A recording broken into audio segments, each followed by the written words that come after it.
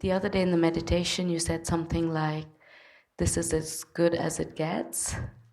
And there was a really subtle, like a recoil in me, like a, oh, but I want more kind of a feeling, even after all these years and all these retreats.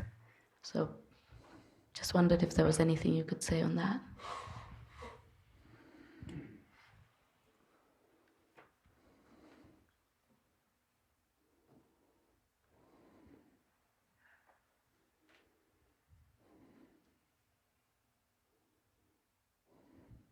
Or even if you were to acquire the experience, the ultimate experience for which you long, you wouldn't want it for long. You'd get bored of it and want to replace it. How many people have found the partner that they longed for all their life, only to separate 2 years later or 20 years later? Sooner or later, even the best object we can imagine fails to satisfy us. We blame the object or the person, but it's not the object or the person's fault. No object can satisfy us. We project our longing for happiness onto objects, and for as long as that object seems to fulfill us, we say, "I love that object or that person." But as soon as the object or the person ceases fulfilling us, we say, "I dislike them," and we leave. No objective experience can give us the lasting peace and happiness for which we long. We have to, at some point, we have to see that, to look that fact in the face clearly. No objective experience, no marvelous relationship, no wonderful teacher, no particular state of mind, no condition of the body, no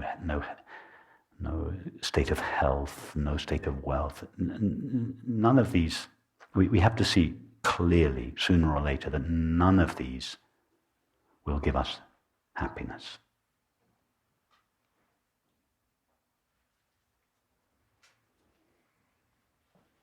As long as our desire for happiness is invested in objective experience, we will always be trying to replace this experience with that experience. But when it is really clear to us, no experience will bring us the happiness for which we long, then our motive to replace the current experience with a new experience begins to diminish.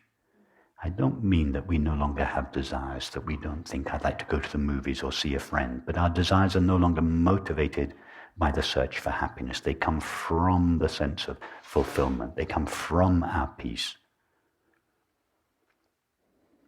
But that's what I meant when I said this is as good as it gets. This current situation, there is nothing that is not present in our current situation that would prevent us from being fully happy in this moment. And that is true of every moment.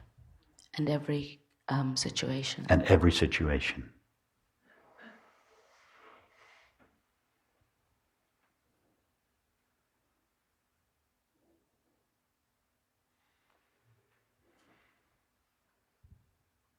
Just see that what you essentially are, this naked being, is inherently fulfilled. No thought, feeling, sensation, perception, activity, or relationship that any of us have ever had has ever added anything to our essential being. Our essential being is in exactly the same pristine condition now as it was when we were 5-year-old children.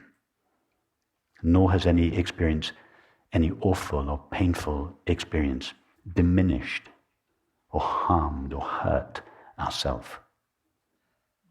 All that is necessary is to see clearly, see that our self is self-fulfilled.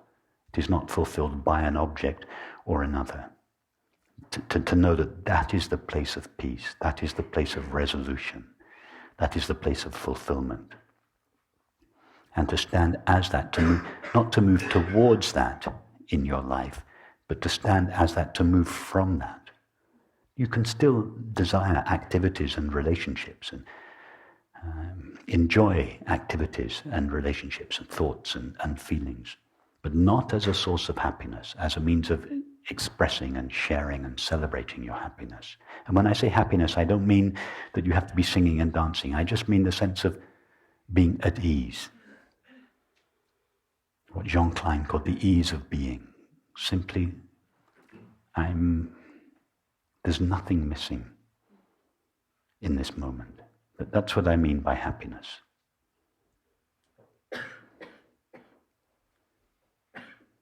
I feel complete, full. I don't need anything to fulfill me or fill me up.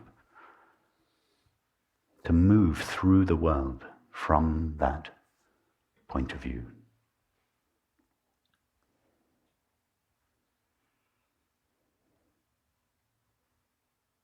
To meet people not as potential sources of love or happiness, but just to meet people just for the sharing of our being.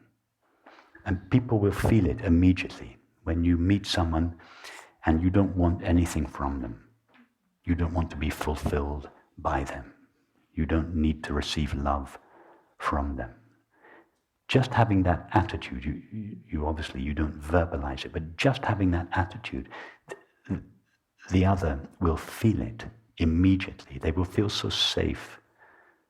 They will like to be with you because they don't feel that you are projecting onto them the impossible demand of producing happiness or love for you. And as a result, this friendship will be a true friendship. It will be a true sharing of being, whatever form that sharing of being takes. And if there is this true sharing of being, then it is an intimate relationship. Intimate relationship has nothing to do with whether you're sexually intimate or not. You can have very intimate relationships with people that you have no physical contact with. And likewise, you can have sexual relationships with people with whom there is no real intimacy. What we long for is not sexual relationships, it is intimate relationships. And this intimate relationship is just the sharing of our being without any projection or expectation.